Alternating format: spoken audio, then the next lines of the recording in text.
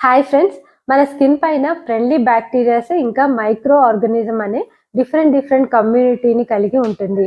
దీన్ని మైక్రోబయోమ్ అంటాము. మనము ఎప్పుడైతే కెమికల్ సోప్స్, షాంపూస్ యూస్ చేస్తామో వాటి కౌంట్ అనేది తగ్గిపోతుంది. దాంతో పాటుగా డిటర్జెంట్, సోప్స్, పౌడర్స్ వీటన్నిటితో కూడా మనకు డిజీజెస్ అనేది వచ్చే అవకాశం ఉంది. కాబట్టి మనం బాత్కి నాప్కిన్ని లేదా ఇలాంటి బ్రష్ అనేది యూస్ చేయాలి, లేదా సున్నిపిండిని, ఉట్టని వాడుకోవచ్చు. నాకు దీని గురించి డీప్ నాలెడ్జ్ ఉంది కాబట్టి నేను ఇంట్లోని 90% అన్ని ప్రిపేర్ చేసుకొని వాడుకుంటూ ఉంటాను.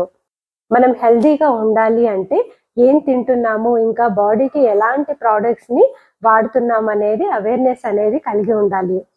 నేను రీసెంట్గా పీతాంబరి పౌడర్ని ప్రిపేర్ చేశాను. అందులో వాడిన ఇంగ్రీడియంట్ చూసి చాలా షాక్ అయ్యాను. అవి డైలీ మనం తినే ఐటమ్సే.